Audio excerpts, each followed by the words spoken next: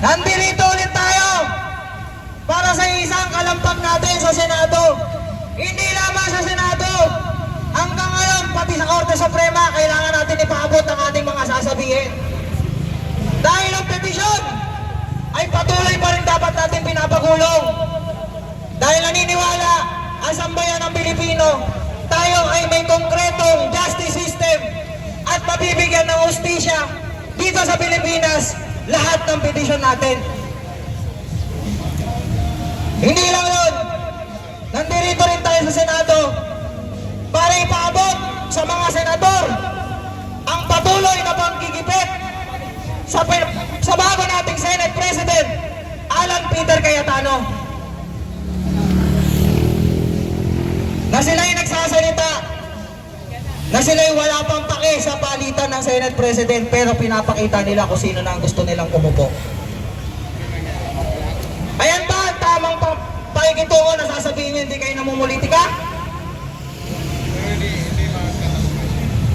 Tigilan na natin ang pamumulitika. Ang intindihin natin ang problema ng sambayan ng Pilipino. Patuloy ang pamumulitika. Kagaya kay Senator Bato de la Rosa, hanapin si Senator Bato at itapon sa ICC. Tama bang may bigay natin ng soberanya sa ibang bansa? Wala akong pake kung may attorney doon, si Andres. Lubrog ko pa sa tubig yun.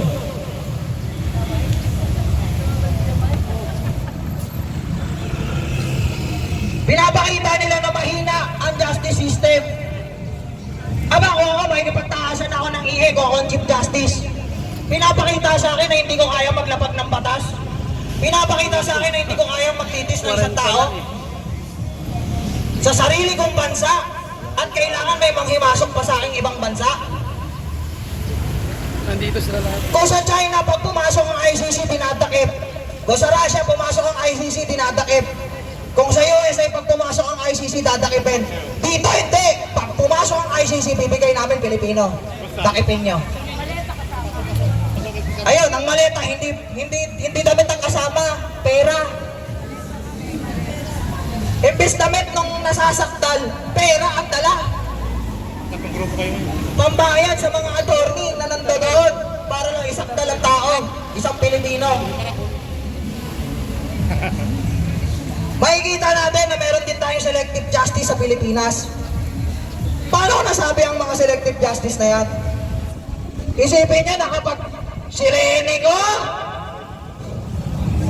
nakapag-file ng voluntarily surrender kay Senator Bato, ba't hindi mo muna ipa-voluntarily surrender yung mga tao mo? Bakit hindi muna niyo unahin si Saldico? Lalong-lalo na si Atong A, ba't hindi nyo ba nahanap hanggang ngayon? Ang dami ng nakakatakas na pugante sa Pilipinas, mas high profile pa kaysa kay Bato. Pero ano inuuna? Impeachment! Eto, nandito tayo sa impeachment nila tsaka kay Bato. Hindi nila unahin yung mga nagnakaw. Si Diskaya, nawala na nga ng papel sa atin eh. Nakita nyo ba si Diskaya ulit?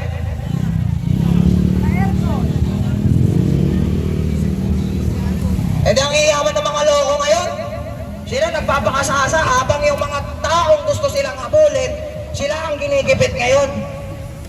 Tama bang gawain ng administrasyon yan? Eto ba?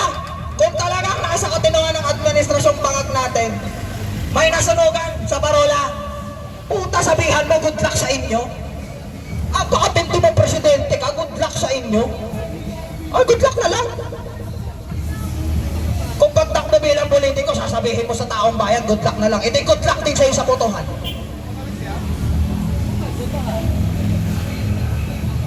Pinapakita sa atin, ginagawa tayong bobo, naglalaro sila ng chess sa loob, pero ang problema, nagtitirahan 3 grupo. Saan nakita naglalaro ng chess, 3 grupo naglaro. Kampo natin. Ano ka kasi? Habang ang kalaban, 2. Loyalistang bangag at namumundok na black.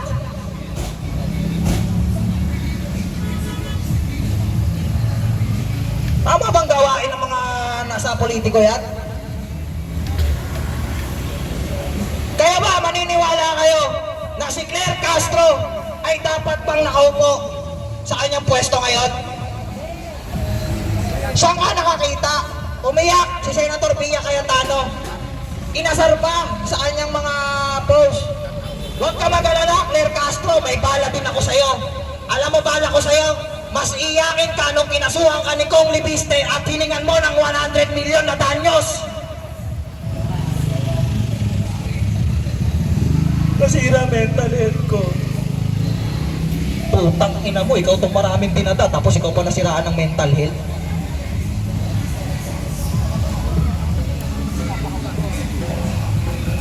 Ano binapakita nila?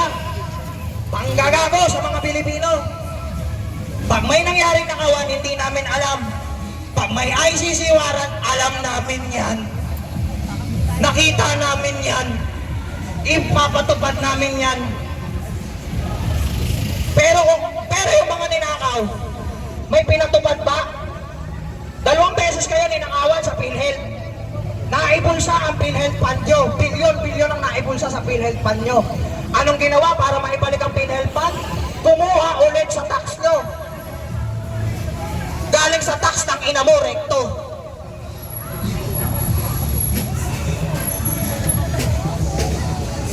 Ganyan ba mga politiko na dapat nagseservisyo sa atin? Pinagkakalulo ang mga Pilipino para sa pansariling interes nila?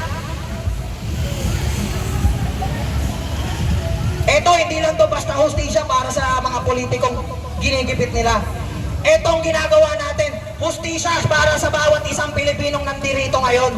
Hindi na sa nandirito, sa mga nanonood, sa mga nasa kaliwa, at sa kagrupo natin sa kabila. Para sa sambayan ng Pilipino ang ginagawa natin. Tayo ang boses. Tayo ang nagbibitaw ng boses para marinig ng mga ulupong na to na sila ay nauhuli ng sambayan ng Pilipino. Ano lakas ng mga sigaw sa impeachment? Ano lakas sumigaw ng impeachment? Ituloy na impeachment, i-convict si Sara. Kung unahin muna natin i-convict ang mga commander ng NPA na pumapatay ng kasundalawan at kapulisan tsaka mga magsasaka.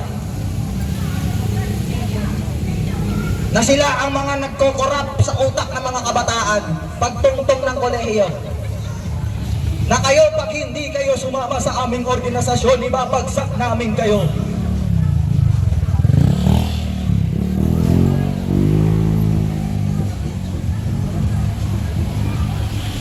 At nakinig nga ang Diyos sa atin.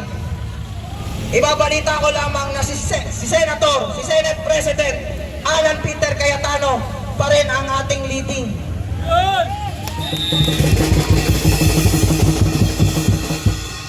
Kumbaga kay General Luna, may nangyayari na.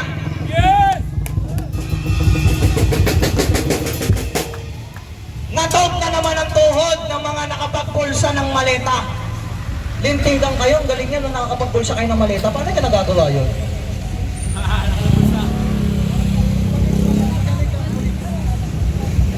Talagang pinapatunayan nilang magaling kaming politiko kahit maleta ipupulsa namin basta sa amin. Kaya hakbang ng maisog, babayag pa ba kayong tarantatuin ng gobyerno to? Babayag pa kayo sa pag-i-impeach kay Bibi Sara? At mas babayag pa kayong lumuhod sa mga taga-ibang bansa? O kaya putang ina mo, ICC!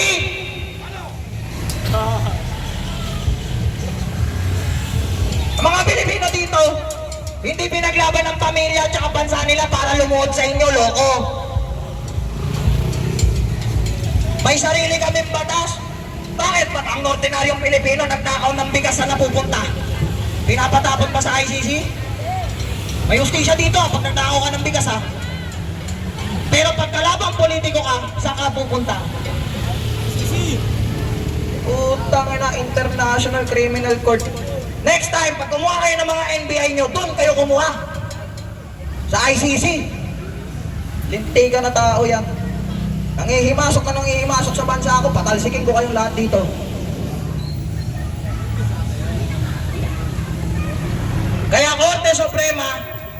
kung talagang isa ka rin sa mga matitibag na ama, matitindi at matitibay na ahensya ng gobyerno, patunayan mo, pagulungin mo ang petisyon namin. Kayo ang magdesisyon sa pagpapauwi kay Tatay Digong. Ipakita nyo na meron kayong galamay sa loob ng justice system natin. Huwag nyong ipakita na kayo ay kayang sakalin ng administrasyong pangab. Dahil hindi nagpaandahirap sina Apolinario Mabini para lang mabigay ang batas sa atin. Naririndi ako sa kabila magsisisigaw. Putang inang yan.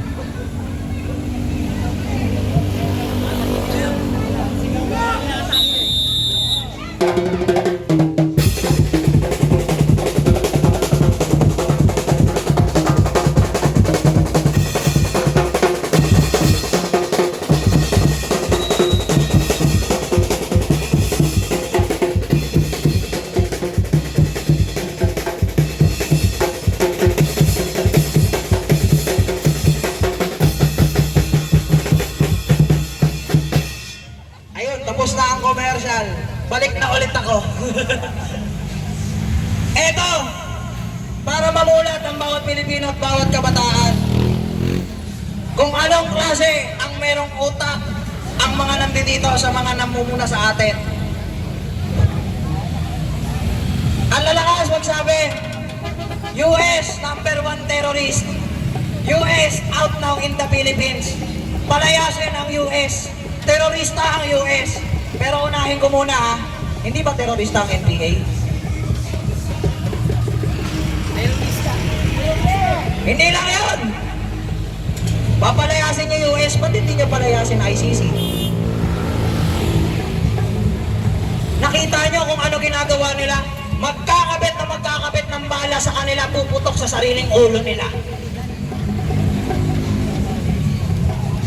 Ang tatapang sumigaw ng makabayan kami, ipaglalaban namin ang bayan. Pag napatay na sundalo at pulis sa kabundukan, ano sigaw? Human rights. Human rights. Pero nanlalaban. Hindi po kami nanlaban, nag-research lang po kami sa bundok, props lang po yung M16 namin. Anak ng puta, pumunta ka ng bundok para mag-research, may PLDT ba doon?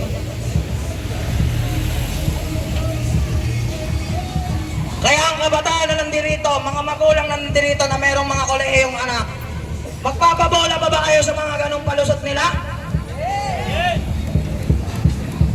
Matatapang sila mag-recruit ngayon. Alam niyo kung bakit? Nakaupo sa HOR. Kaya ang tatapang mag-recruit. May pondo sila dahil nakakapagpulsa sila galing sa mga mali-malita ng blood control.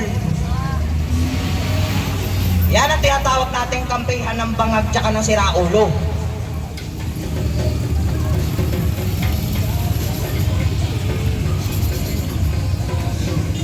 Kaya huwag na kayong magpabulag, mga kapwa ko Pilipino. Kung magpabulag kayo, wala kayo. Pero alam ko, hakbang ng maisog ay may talino, may dignidad, may prinsipyo, at may pagmamahal sa bayan. Tama ba ako? Tama! Mahal niyo ba ang inang bayan? Handa niyo ba protektahan ang inang bayan? Ngayon, lalaban tayo sa kanila ng batas sa batas.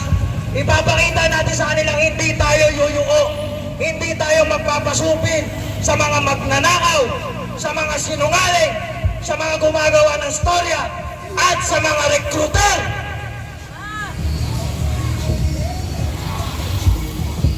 Kaya hakbang ng maisog, hindi tayo dapat mabagot. Dahil sila at sila rin ang mapabagot, kakasigaw nila. Dahil hindi na rin nila alam kung sino kalaban nila. Tayo ang kalaban natin, ang bulok na sistema ng gobyernong to. Sila kalaban nila, politikong alam nilang hindi nila mapapabagsak kahit kailan. Dahil nandito tayo sa likod nila. Kaya hakbang ng maisog, isang malakas na sigaw ng Duterte!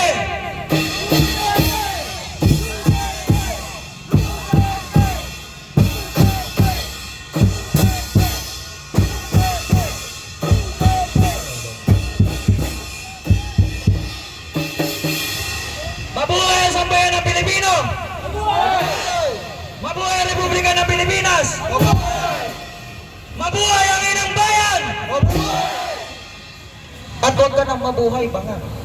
Kamatay! Ayun lamang po, maraming salamat.